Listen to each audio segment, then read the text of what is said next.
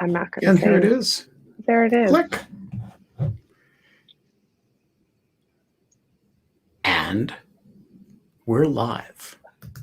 It is Thursday, April 1st, 2021. I haven't had an April Fool's Day joke played on me yet. I haven't played one on anybody else. Oh my gosh, yet. maybe I should have done that. No. But you like April Fools? Well, there are April Fool's jokes that I have very much enjoyed. I am not obsessive about April Fool's jokes, but I do like them. And Lawfare has played a few over the years that have given me great pleasure. So I am pretty good with, I like April Fools, yes. And I also think having a day that, is the only day that you get misinformation and disinformation online is good. That it channels it so that the rest of the year you can be confident that everything you see on Twitter and is true.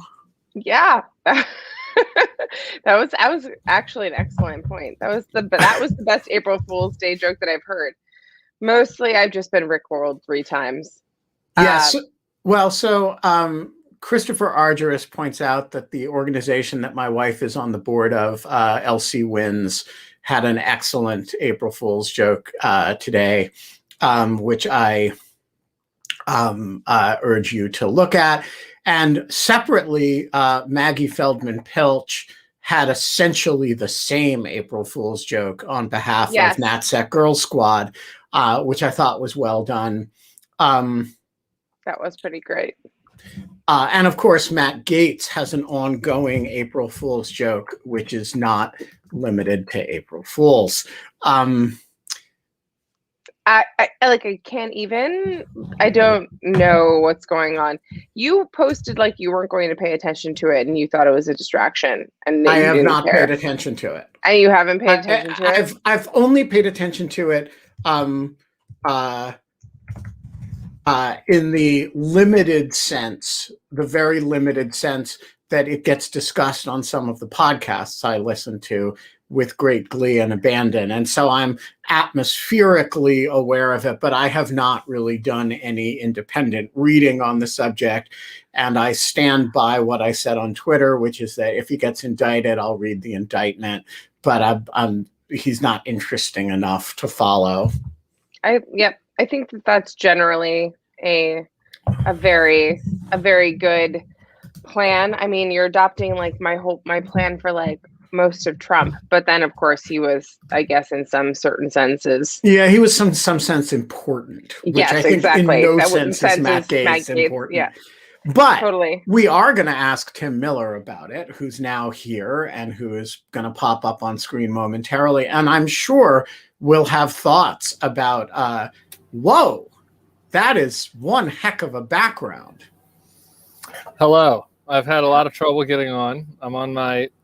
I'm tethering to my husband's phone. So you guys are all preventing him from being on the internet for the next hour. I am really gratified, Tim, that your internet troubles, which we advertised were going to be a feature of the show. It's even in the title. Oh, great. You're delivering on that. So and now, to be fair to Tim, that's beautiful. That background is the sky. Yeah, it's the sky. Oh, okay. I thought it was like a drop background or something. It's California. I was like, Ben, what has Ben freaking out about? I was like, he's outdoors. No, it looks great.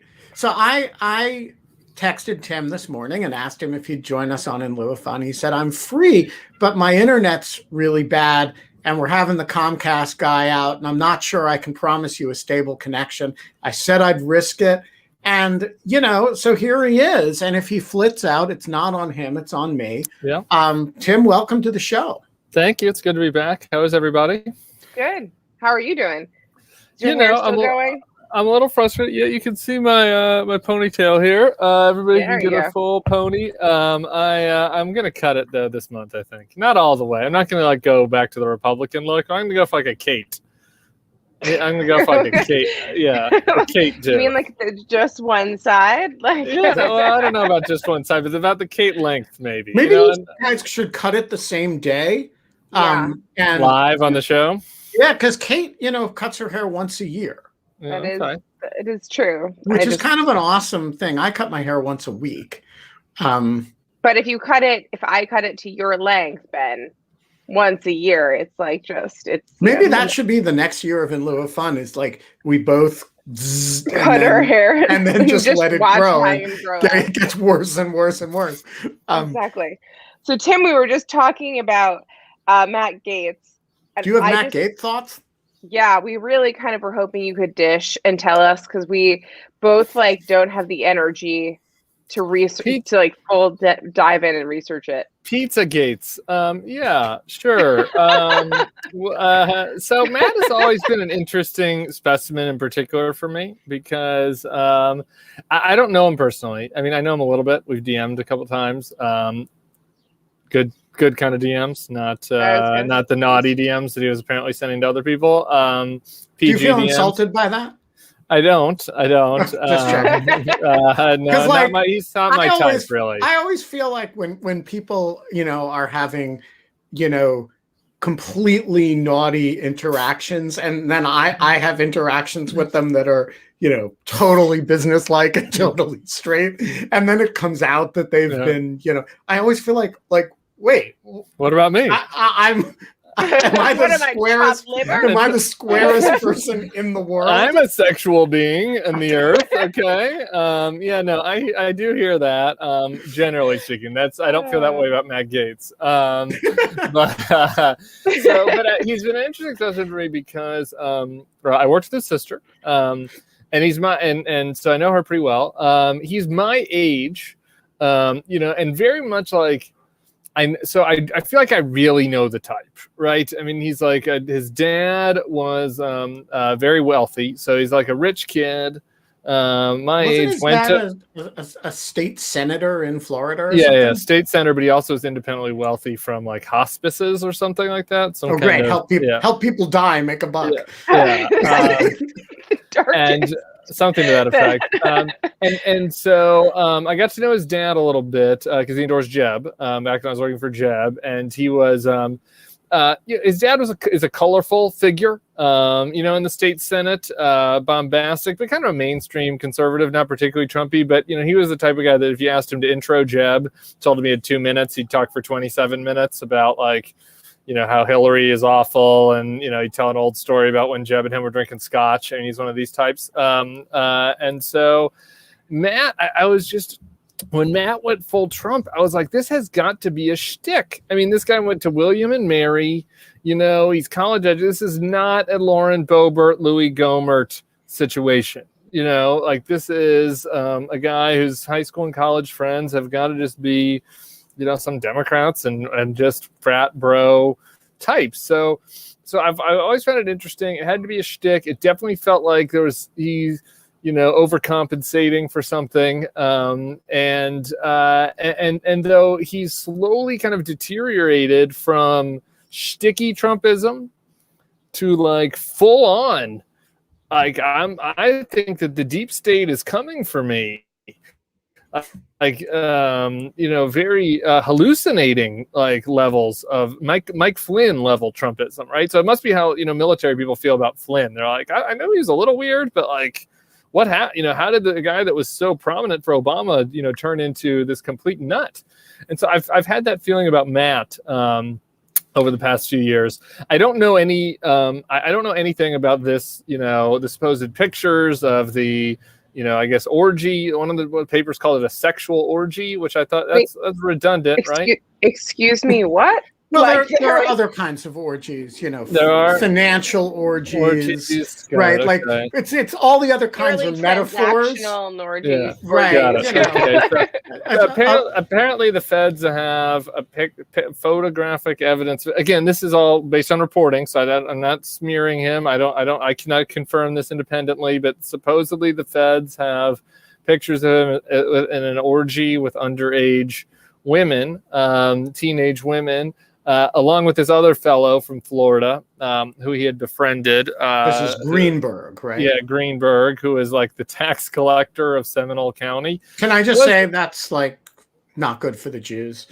I mean, yeah, well, to have a Jewish guy who's a tax collector and involved in orgies. It also should have been a bit of a red not flag. Good for the Jews. When Gaetz did the selfie with Roger Stone, who is always doing illegal things, and then the tax collector from Seminole County. I mean, if you know the county auditor, like generally speaking, this is a very nerdy person so this is not somebody with high aspirations. Like they're clocking in 10 to 4. Like the county auditor, person has like stains on their shirt. So like when the county auditor is this kind of like slick operator, who's hanging out with a congressman and Roger Stone, I don't know. Just generally to me, stereotypically the inevitable, speaking, there was some omnipresent Roger Stone. Yeah. Like, is there any scandal that he does not like slip into with a cameo?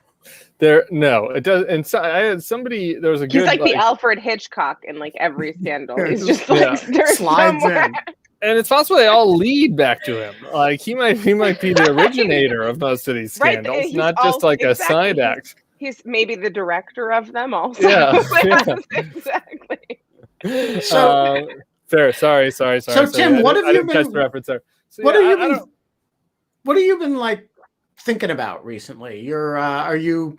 I mean, there's a certain amount of rumination on Matt Gaetz, but I just want to say one more thing about Gaetz, though. This is the shocking thing about this that makes it the whole thing feel very Lebowski-ish and kind of like a slapstick sort of like fake scandal. Is like the other scandal is real, I guess. Like the thing that he was talking about where somebody came to his dad, Don, and tried to shake him down for $25 million in order to make the Gaetz sex scandal go away. That also happened. Matt didn't just apparently that Matt didn't make that up. So that's so there was there it a former was it a former Justice Department official?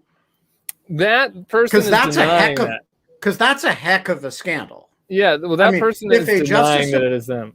If a Justice Department official, current or former, went to a criminal suspect and said, I can make this go away for you for $25 million, that is a much bigger deal than anything Matt Gaetz might have done with an underage girl.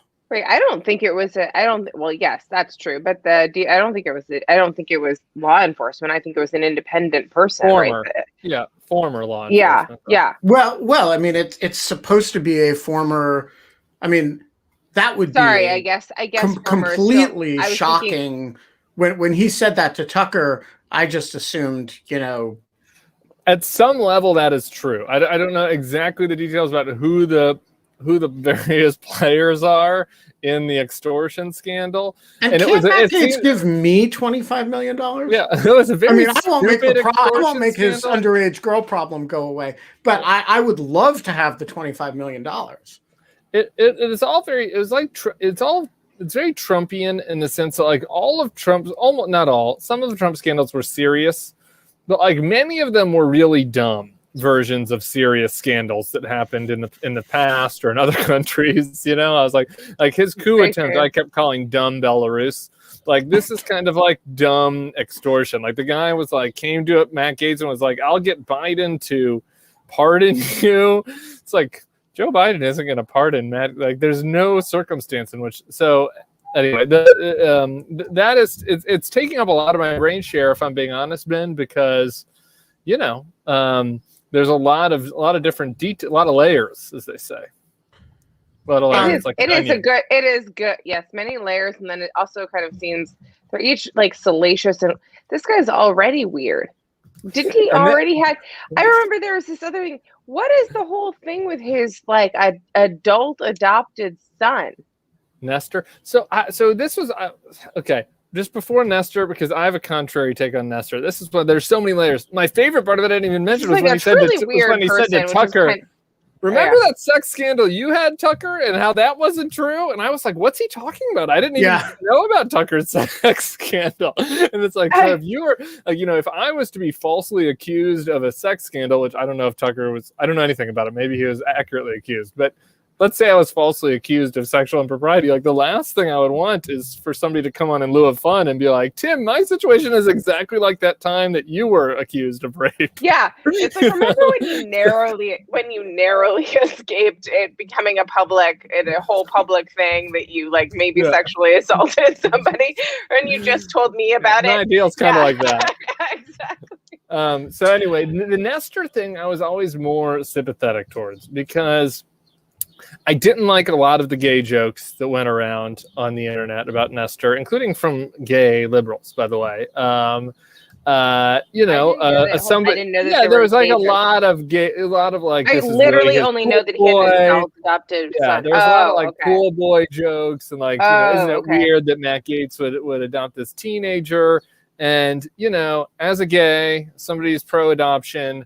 It does seem like a weird situation that he would adopt his ex-girlfriend's son and then call him son. Like, unusual, I'll grant you, but I didn't really love a lot of the way that people handled that in particular. You can be a bad dude, and I don't, and not you don't have to perpetuate gay stereotypes that like we're all pedos.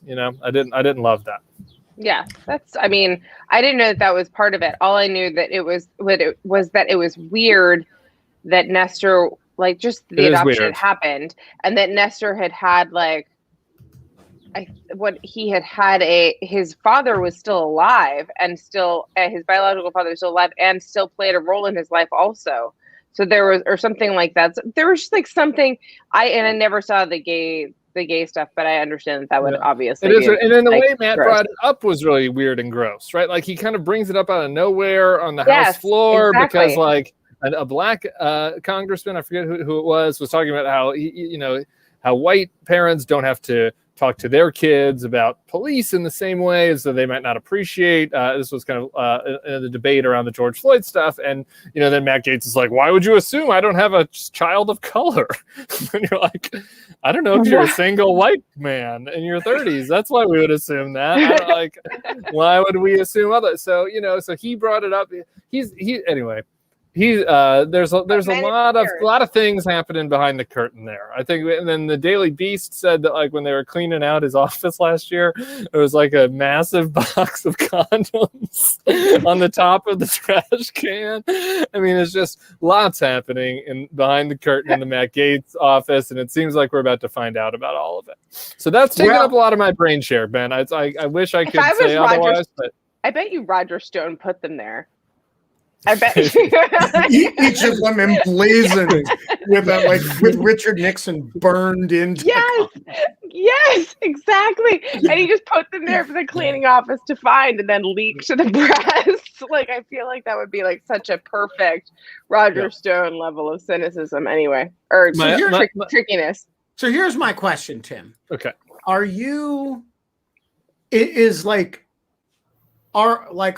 focus, your ability to spend time doing Schadenfreude about Matt Gaetz, is that like a sign that the serious danger has passed? This is a good question. I think that it's a sign that we are kind of just on the cusp of being, in that little patch of sun between the storms. And that we should probably enjoy it. If you're living in Miami, you get those little afternoon showers, and then it gets sunny for a while, and you get to lay on the beach for like an hour, and then another thunderstorm rolls in. I think that's kind of where we are.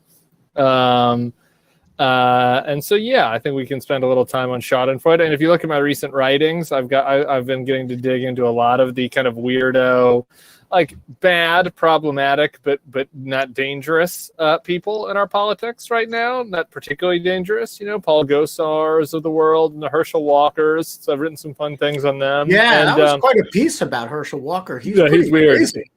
Yeah, he's a freak. It's wild.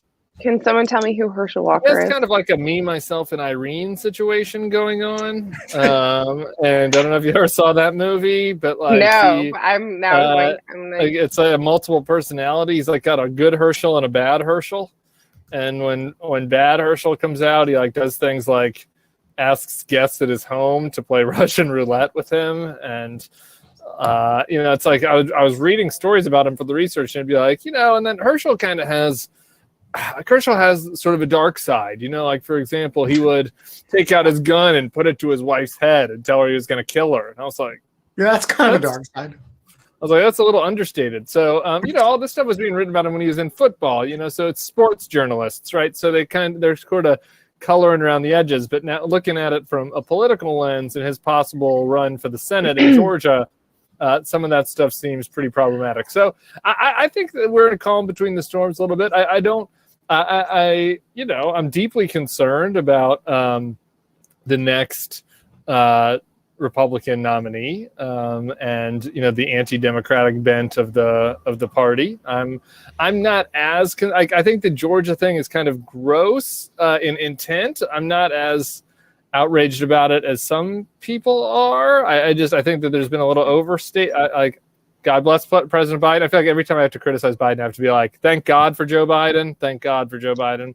But, Jim Crow on steroids, like that is not. Okay. Like Jim Crow itself was really, really, really, really, really, really, really, really bad. And, we shouldn't kind of minimize it, I don't think, by like, this isn't even Jim Crow regular, more or less Jim Crow on steroids. It's like it's people acting with ill intent, and they should be criticized for it, changing our voting laws in ways that may or may not actually end up having the impact that they want. I have a question for both of you. That's an example also, I think. If you're taking, just real quick, if that's the kind of thing you're taking to 11, I think that's a sign that we're at a little bit of a lull, like given the threats we were facing with Donald Trump.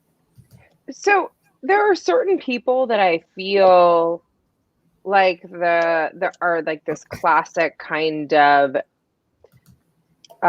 nefarious, kind of creepy politician that have always been around, always kind of walking the edges of kind of taking soft money and all this kind of stuff, to the scandals that we had with text messages and, well, eventually Anthony Weiner totally being a complete and utter creep and everything else. But the weirdness that we're seeing in politicians, like Josh Hawley weird, or like the Ted Cruz kind of weird, and now like the Matt Gaetz and Lauren Boebert weird, like, this is not like, I don't know, an Elliot Spitzer goes to see prostitutes across state lines, like using that's not even that weird, right? Right. That's what I'm trying to say. An egomaniacal male behaving like an egomaniacal male. That is basically, okay, that's exactly, even a Wiener, I guess is what I'm saying when I think of modern. Yeah, that was weird. But it was weird. That was weird. But there's a whole side of Anthony Weiner was super, super weird, but started out looking like just an egomaniacal male that loved power and was creepy with people on text message to a certain extent and things like that. But the creepy / totally inappropriate, like, I'm not trying to excuse any of that. But my only point is that now we're just getting these people that literally, obviously we had it with Trump, but just like they're just coming. I cannot believe, honestly, that someone, like, it's exactly like you said, you went to William and Mary, you seem like you should be a perfectly reasonable person. How do you get so, is it just the internet?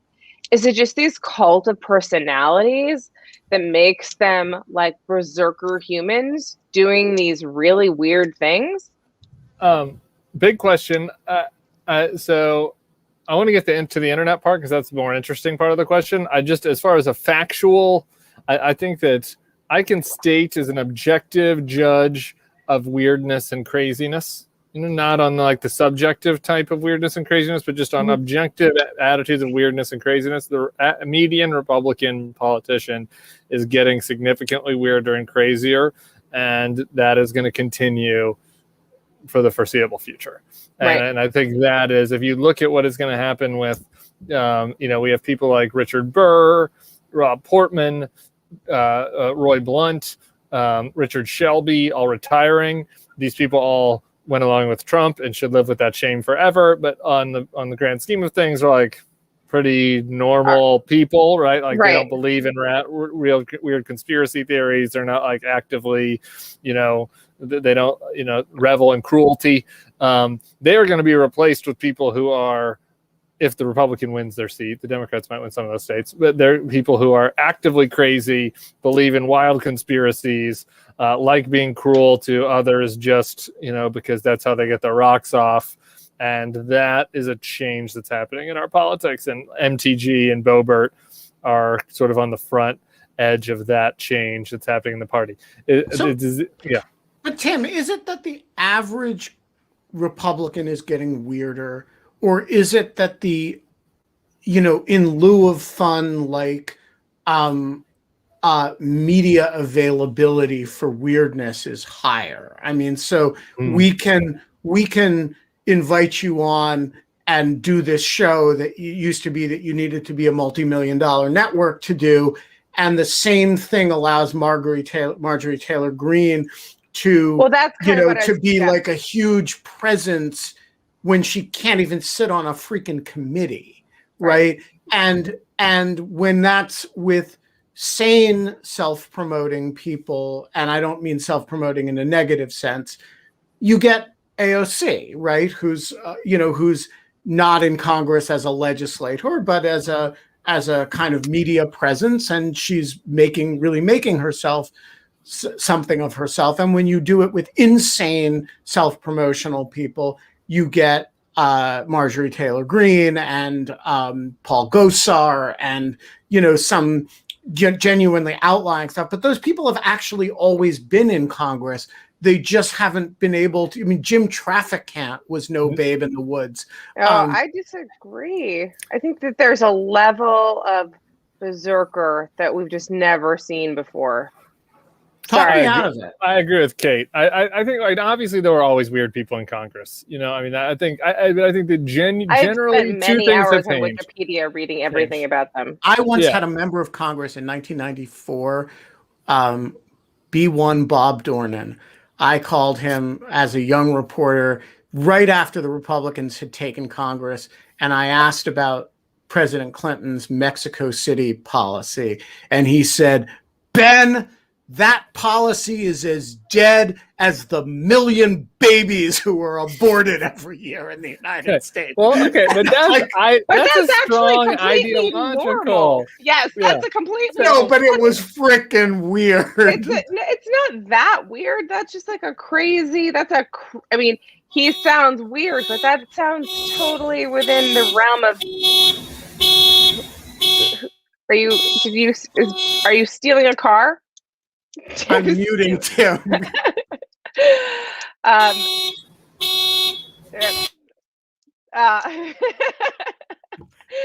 think that until the thing goes off, Tim can just be like, every time like we start saying something he doesn't like, he just unmutes. Unmutes. All right. But I was so like, no, but Ben, that's exactly what I'm talking about. That's like a normal type of weird and very extreme in your belief, but not like fucking taking live video with you with like all your guns like just displayed in bookcases behind you like a psycho. Like that's. I have an answer to this. I think there are three things that have changed. I'll go really fast. One is the smoke-filled rooms are gone. Smoke-filled rooms produce some weird people, but because humans are weird, but just generally the kind of pre-primary vetting of who could possibly enter a race for a congressional seat. Like there used to be sort of a floor of like this person had to be a community leader of some kind to be able to throw their hat in the ring. So that has changed. The internet has flattened that, where like Marge Taylor Greene can just like have viral Facebook posts and have like a CrossFit gym that posts weird conspiracy memes on there and like get popular that way. The other thing that happened is that Trump has okayed it. So like people now feel like they can let out their freak flag, or they can pretend. You know, like Josh Mandel, for example, had he ran for Congress 10 years ago in Ohio, would have been kind of a median Republican that you would have just recognized from your Chamber of Commerce. And now like he is like sending racist tweets, like just to get the attention. So I think that but he hasn't shot any unarmed produce, which, Dan Burton did in the mid-90s. That's true. I mean, there was that melon that he shot a melon. He shot, it was a cantaloupe or a melon or a watermelon. Was it for an ad, though? It was to simulate the head of Vince Foster. I mean, it was bad. This is a good point. Ben brings up a good point. I mean, like, there was always you do baby cannons all the time. Yeah, wait, just a word in defense of baby cannon. Baby cannon, first of all, does not, as a matter of policy, ever shoot facsimiles of living human beings or animals, let alone melons impersonating the former deputy White House counsel who committed suicide in Fort Marcy Park, and that there was no evidence that he had been murdered. Whoa, that's bad taste. The Vince Foster shit was weird. Baby Cannon also did not make speeches about it on the floor of the House of Representatives, protected by the Speech and Debate Clause. And also, Baby Cannon is little and cute. And, and Dan I Burton, will never again not little, malign not cute. Baby Cannon. I was not and yes, that is true. You shoot the eggs, and all in a row. There's always been a nutcase, like the outpatient contingent of the Republican Party, and I don't know that it's definitely less under control than it used to be. Like, it's definitely taken over the party. But I think a lot of people always kind of underestimated it a little bit. That's true. I agree with that. I guess it's all those people were in the House. The House was always a little rowdier.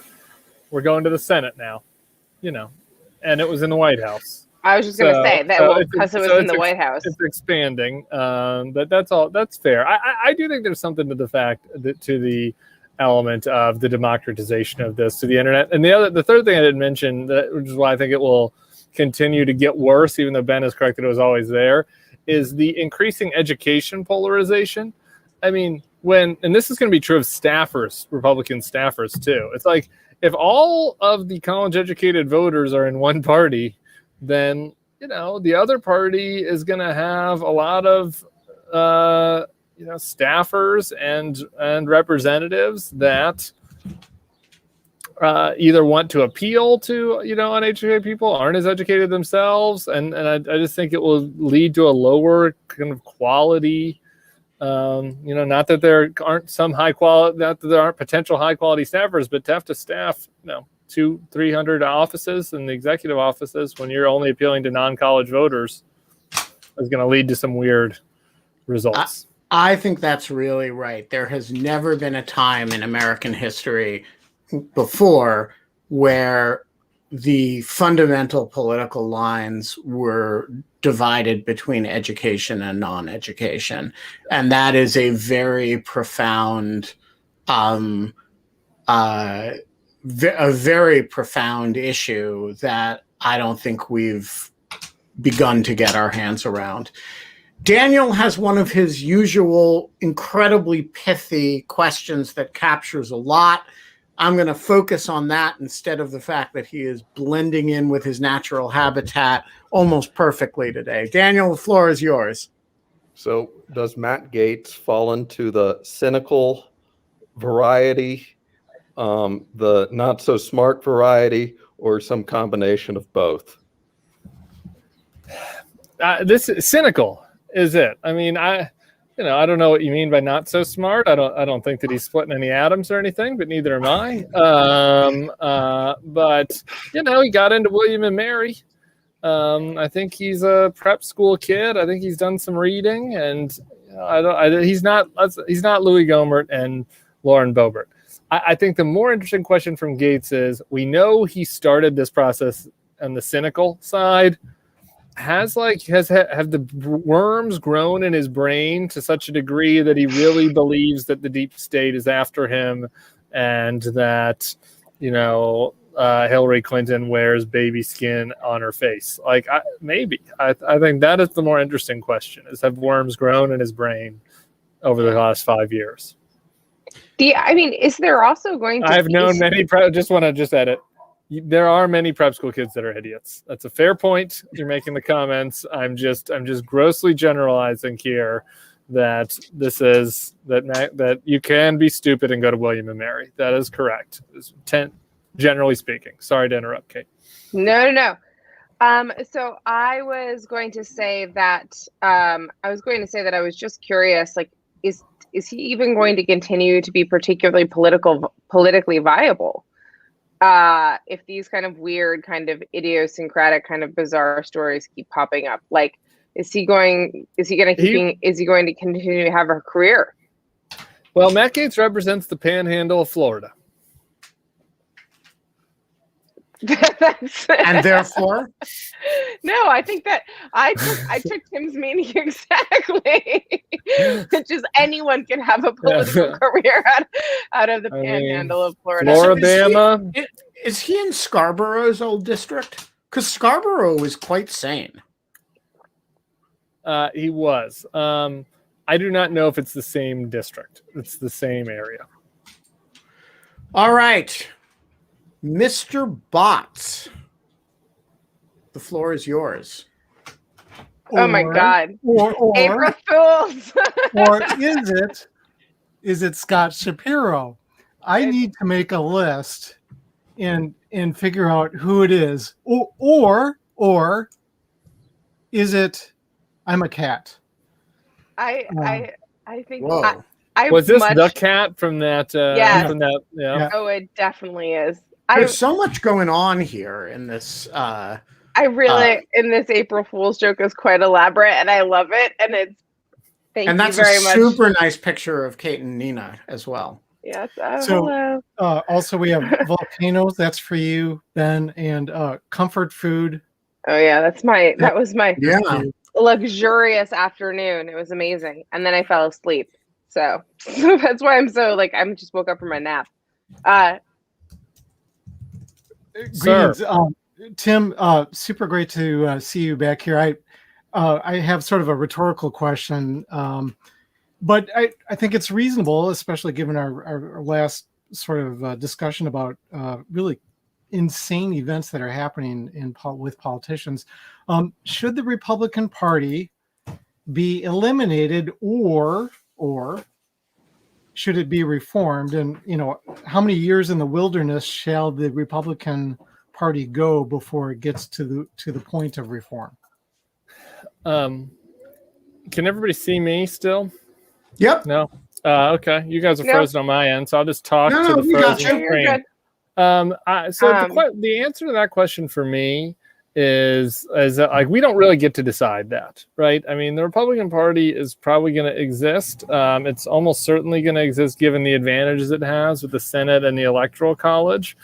I hope that it will be reformed. I'm not optimistic it will be reformed. I generally am favorably disposed to people that want to try to reform it, though that's not something that I'm going to do. Are you gone? No, we're here. Yeah, we're here. So to me, I think the better question is, what does the Democratic Party do, given the fact that the Republican Party is going to exist and continue as a dangerous anti-democratic revanchist party for a while? So I think that the Democratic Party needs to act like that, and we need to try to incentivize the Democratic Party to continue to be as practical as they were when they nominated Joe Biden going forward, rather than let their guard down. So I want to push you on that, because on the Bulwark podcast today or yesterday, Charlie Sykes and Amanda Carpenter were both waxing quite concerned about the magnitude of the spending in the various Democratic proposals. And the critique was one that is very honestly come by for traditional conservatives. And as Charlie rightly points out, they are the only ones who have the standing to make this criticism because they were not part of the Trump deficit ballooning crowd. But, you know, one of the things that Biden's done, he's been very mainstream, but he has also pushed an agenda that is aggressive and activist in a very traditional liberal form. And so if you believe what you just hypothesized, that there is that the Republican Party is, you know, dangerously anti-democratic over the long term, and the Democratic Party has to act as such, does acting as such include pursuing aggressively traditional democratic policies at the risk of alienating the Charlie Sykeses and Amanda Carpenters of the world? At the risk of disagreeing with my friend Charlie, I would say that the Democrats should make the money machine go burr.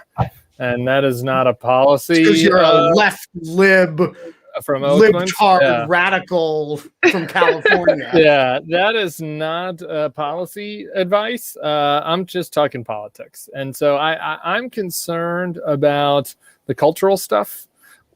In which I'm actually more so. This is strategist hat Tim on. Like, frankly, on the merits, I probably agree with Amanda and Charlie more. On the merits, I'm like basically a social communist justice warrior. But I'm much more concerned about the cultural stuff from the Democratic Party, turning off people. I think that if anything, they should continue with the big spending and be better at wedging the working class Republican voters. This is an article that's coming up on me. Like, and I sometimes I feel like they get too complicated in their head, and there should be very simple bills like, you will get this with the, you know, like the Republicans won't support this minimum wage hike or won't support this, you know, healthcare package that will mean that you will get these two tangible things, or the infrastructure package that will mean you will get these things that matter in their communities.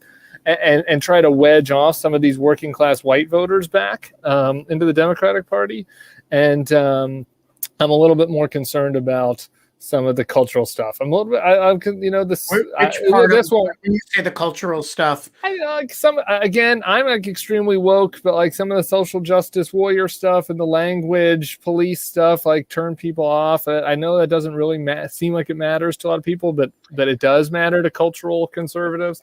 The immigration stuff, again, I'm basically open borders, so this is not on policy, but just on politics. I'm worried about the immigration stuff. My Snapchat show this week was about how on, you know, the kind of permanent mask wars, I think is a mistake. You know, I think that Biden right now and the Democrats should be like, Ron DeSantis wants to be the open it up people. We're the open it up people. Like, we got you the fucking shots. Like, Trump was a disaster. We did all this stuff. And now you guys are gonna be able to go have makeout parties in July and go do whatever you want, go to your NASCAR races and all that shit. And that's because we did this. Like, I'd like to see more from that, thinking, you know, rather than the sort of pencil heavy stuff. So anyway, so like the immigration, mask wars, social justice stuff, I just think, I'm not saying don't do any of that. I'm just saying I think that they need to maybe clip their wings in certain places there, not on the economic stuff. Eric Berg, the floor is yours. Hey, glad to have you back. Hey, bro. I'm going to Boise. I'm going to Treefort. I've already booked my tickets, so awesome. we'll be hanging out in September. Sweet. What day do you get in? I don't know. I forget. End of September. Okay. We'll have to look that up. We've got our big Ada Dem event coming up about that time. You should join in. Okay. Exciting. So we're building an off-year field program, and we're working on how should Democratic parties try to reach the Bulwark voter.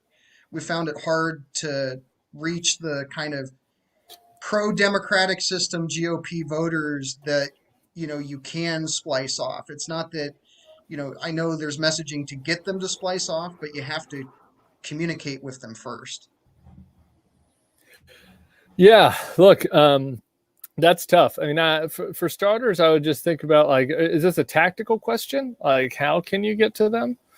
Yeah, and especially like what organization should we be trying to find these people in, right? Because like as a political party, people who are not partisan or are not hyper partisan, so they're willing to like distance themselves from the GOP, are also the people who are not partisan enough to want to just like desperately seek out the Democrats. And so, Yeah, like, what I mean, circles do you run in to find them? circles. So this is, so I'm just going to keep in very stereotypical broad terms. I mean, Facebook might be the devil, but it's great for targeting.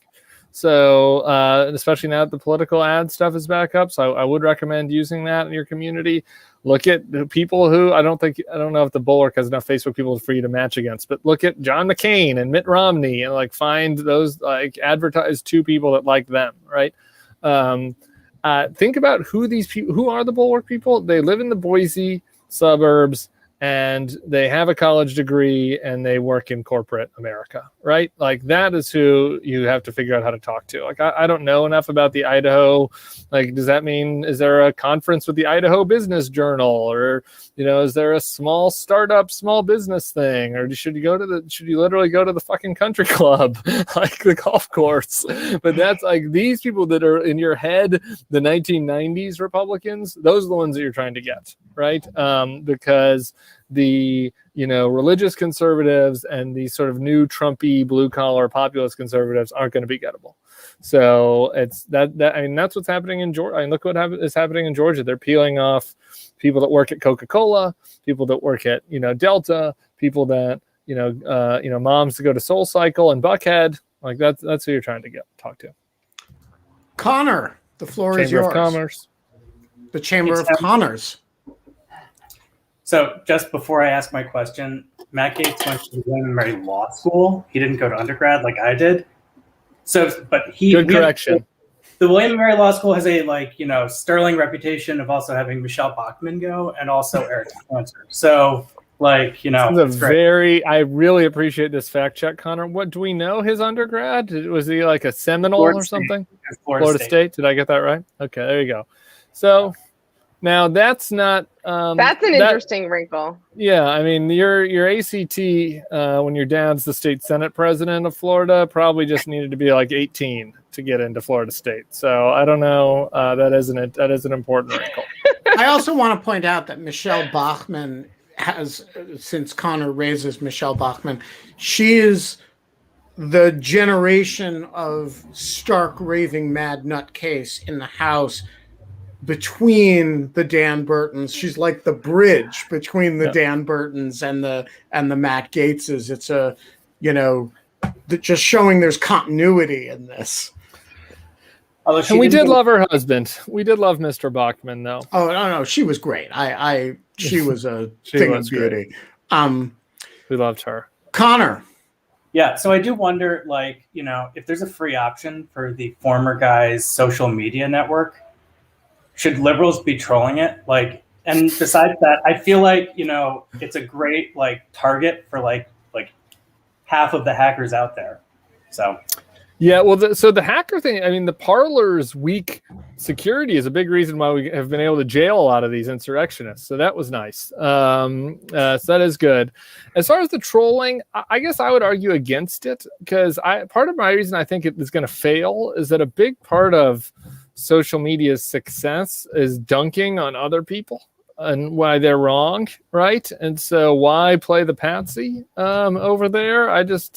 I'm deeply concerned for our culture about the these sort of cul-de-sacs that we're getting into. And if you kind of look at Newsmax, like this is gonna make you feel crazy, but for something I was working on, I called a guy I used to deal with at Breitbart.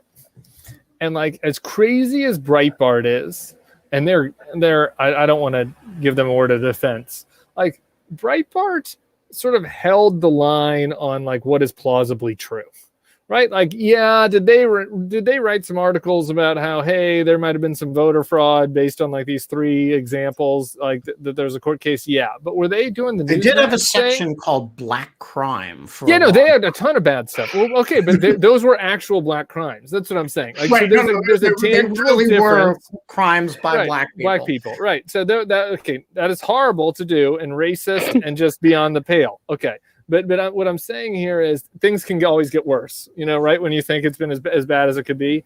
What Newsmax and OAN did was basically was like, hey, here are these imaginary crimes that happened against and Donald Trump is going to be able to stay in power forever. And that is what is happening on Parler. That's happening on Gaetz. What's going to happen on this, whatever this new Trump social media thing is. And that is extremely dangerous. That's how we get to things like the insurrection. And so I don't know how to fix that. This is more of a Kate issue. How do we solve our communications problems in our society? But from a political standpoint, I don't think I would go let them dunk on you. But there's another reason. I completely agree with Tim, but there's another reason not to engage this new media site or social media site for trolling purposes. And that's that you cannot troll. We were talking about this the other day, how much less MAGA interactions I have now that my Twitter cohort isn't retweeting Trump tweets to yell about them and to say how horrible it is. I therefore don't see Molly Hemingway responding to that, right? And Sean Davis and I don't interact anymore because the intermediary of the Donald Trump Twitter account is gone.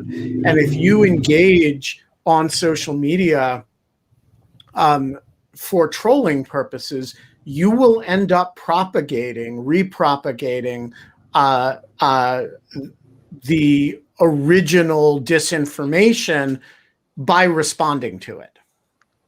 Or mocking it, or doing, whatever you're in, yes.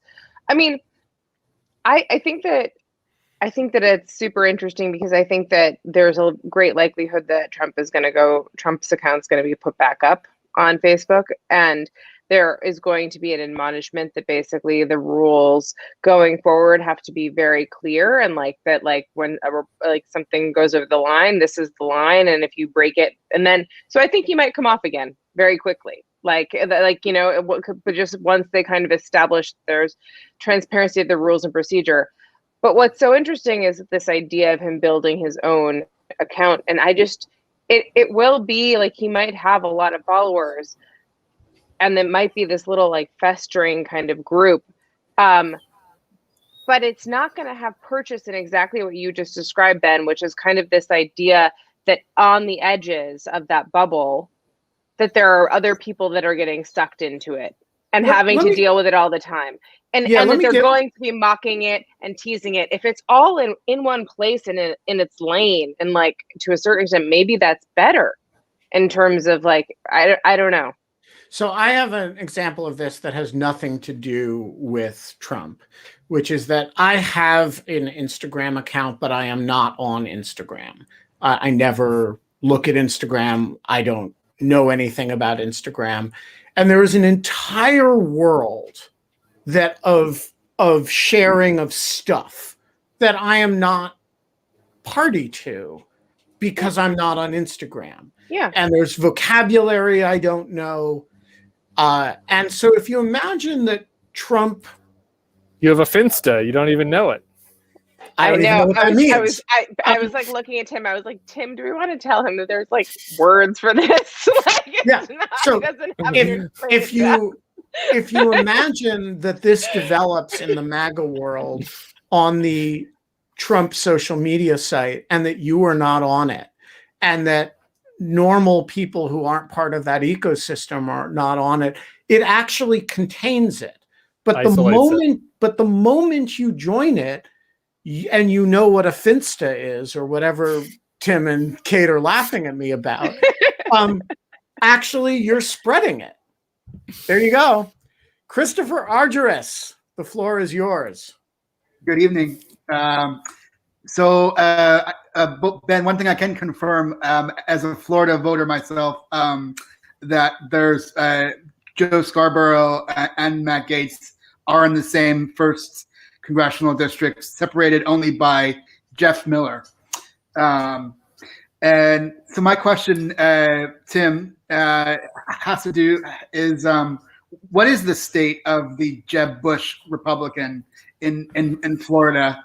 And because I think clearly George P. Bush sided with Trump, so who knows what the state of that family or those voters is.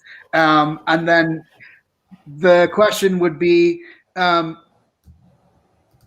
is Florida going to be like the last state to escape the clutches of the former guy? And who do we look to if you don't vote Democrat in Florida to lead the party out of the desert? Thank you. Way to rep the Oakland on the shirt. I do have to say we're coming up at the end here. Nobody asked me about my article today about paying college athletes, which is my longtime hobby horse. So I assume we have unanimity on that here. Unanimity. I didn't see that, but I am completely in favor of that. That has long been a thing, and that the NCAA is a complete and utter devil. racket. The devil. Yeah. It's so I've got bad news. Good news. Bort Kavanaugh is on our side on this. So I wrote an article about that. So you might not like Bort, but he really nailed it on this yesterday in the arguments. So that's my article for today, if you want to go read that. As for what the state of the Jeb Bush Republican. So anytime you talk about something like this in a state like Florida that's got like 7 major metros and is diverse and has all this stuff, like I'm talking in gross generalizations here, right? But generally speaking, Florida has had more, the Jeb Bush type that didn't like Trump in Florida, for whatever reason, have been more basically sympathetic towards the soft Trumpists. You know, like Marco has maintained popularity there. DeSantis is really popular among the Jeb Bush Republican. And this is like will freak people out because everybody DeSantis is like the most polarizing guy right now. This is not me, by the way. As much as I love Jeb, I would not call myself a Jeb Bush Republican. I'm not a Republican anymore. But that's what happened. If you look at Georgia, it moved about 5 points. I'm going from memory last time towards Biden, while Florida moved towards Trump a point, in neighboring states. Now, part of that was what was happening with the Cubans and the Nicaraguans and the Venezuelans. But another part of that is that for whatever reason, the kind of suburban move to the Democrats that we've seen in Atlanta and Denver and Richmond and all these other places hasn't manifested in South Florida. It's manifested a little bit in Tampa and Orlando and Jacksonville, but it hasn't manifested in South Florida. And Florida has these huge swaths of kind of small towns, smaller metropolises that have gotten actually Trumpier. The Tampa sprawl has gotten Trumpier. And older voters, you got a lot of movement there into the state, obviously. So between the seniors moving in, the Cubans and Venezuelans moving towards Trump, and the suburban metros, for whatever reason, they're not moving as quickly towards the Democrats. Yeah, I think Florida is going to be a really tough spot for the Democrats. I think that Ron DeSantis is in great shape for re-election right now. And I think that the gal that's running against him, Nikki, I'm blanking on her last name, is running too far left right now. And I think Marco is in decent shape too. Bearer of bad news on Florida. Gabriel, you get the last question this evening. Awesome. Thank you, guys. It's really quick around the debate between Bulwark and these patch guys. It's basically what's going to take for the reasonable historic Republicans to understand that the GOP is gone. It's like this zombie movie, in a zombie movie like Shaun of the Dead, when somebody bites a zombie bites a character and everybody expects, it's fine, and all of a sudden the eyes go glazy and it's over. When are they going to realize that they seem to still think that there are counterbalance to the Democratic Party and whatnot, and fiscal conservatism and individual freedoms, etc. When in reality they're only screaming that they want to use the N-word and blackface for Halloween. You know, it's funny. You have these it's like these why family feuds are always tougher. Like us in the dispatch, like if you looked at me and the median dispatch person, like we agree on like almost everything, right? Like I might be a hair more liberal than Sarah Isger or whatever on things, but like on most of the issues we agree, except for we disagreed on the most important matter, right? Which was like how big of a threat is Donald Trump, you know, and like. The Bulwark people land on the side as such a big threat that you have to reorganize your priorities, you know, rather than making politics about a policy checklist. And the dispatch people landed on bad, but like not that bad that I have to reorganize my priorities. No, even David French. David French. None of them. I don't want to say none because I'm sure there's some some people on their whole masthead, but like none of the big name dispatch people voted for Joe Biden. I'm pretty sure everybody at the Bulwark voted for Joe Biden. Maybe one person wrote in a third party. Obviously, nobody voted for Trump in either site. But I think everybody at the Bulwark voted for Joe Biden. Everybody at the dispatch, almost, with an exception or two. I don't want to impugn anybody. So if somebody's watching, you know, I can't speak for everyone's private vote. But generally speaking, we're more third party favorable, and that. I think just shows that there's this deep division on those of us who are the closest together because we have a divide on this important matter. And I don't know what it's going to, I would say to you, what's it going to take to get them to understand? And I'm sure they would say to their friends, what's it going to take for those Bulwark people to understand that the left is the socialism and all this other stuff is the bigger threat. It's just a fundamental disagreement on what is the bigger threat. And how do you respond to that threat? And also how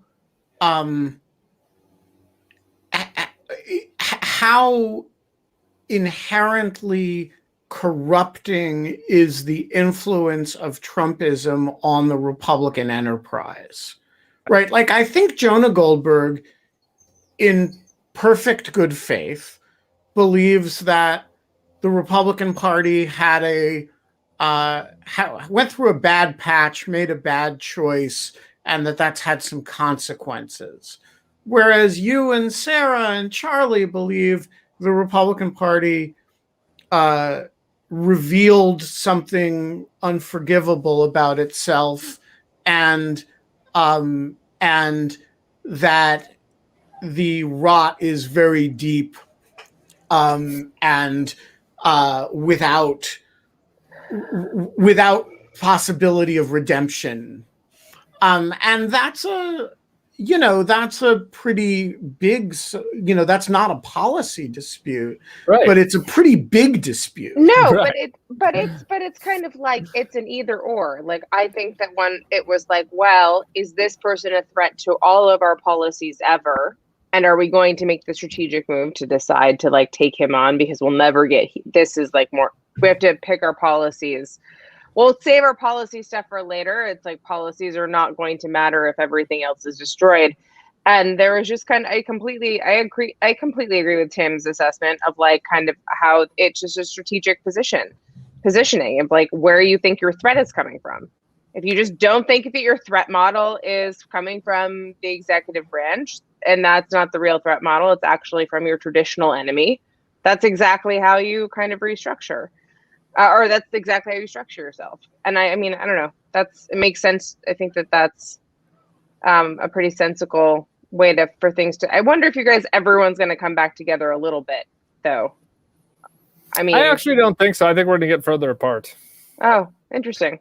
I think so too. I think you guys are the Scoop Jackson Democrats of the period, and I think they're the Jim Jeffords, right? There was that liberal Republican flank that kind of never left the Republican Party, that never identified with Democrats, Chafee, and who eventually just faded into non-existence because there's no constituency for it. And that's, I think, the fundamental division. You guys are in some ways much more political than they are. right? Yeah, this is another important difference, right? And I think Jonah said this in his criticism one time of Charles and Bill, and Bill is like, I take this as a compliment. Like Jonah was like, Bill sees himself as Bill Kristol, he's a political actor trying to decide like what's the best way to go to, for our politics. And I see myself as like a policy man who sits on high, and I look at that, and some people listen to that and say, oh, well, that makes Jonah more principled. And like, I look at that and I say, well, that makes Jonah more detached from like the practical realities. And ultimately ineffective. Yeah. So I do think that's another, for sure. I think that's a fair, that some people look at that and see it as a criticism of us and some as them, but I think that's a fair distinction. We're going to leave it there. Tim Miller, backlit by the blue California sky. You're a great American. It's a beautiful I always love view. being with you guys, and I'm sorry I was a little late. And I'm sorry we didn't get to talk about the NCAA article. I hadn't seen that next today. time. Well, next time we have But I Fight would love Week, to talk find about somebody I'm just who happy wants to keep never those to kids talk down. about Brett Kavanaugh. So okay. Well, next time check out the article, and because people will come to the Bulwark for my Donald Trump is terrible. So, also come for my other hobby horses, give it a little click. All right. I'm very happy to I hear love it's a being with hobby you horse. guys. Yeah, we will it's see really you fun. soon. Bye. We will be back tomorrow. We have no idea who the guest is going to be, but it will be 22 hours and 52 minutes from now. And until then, we don't have fun anymore, but we do have both the Bulwark crowd and the Dispatch crowd, both of whom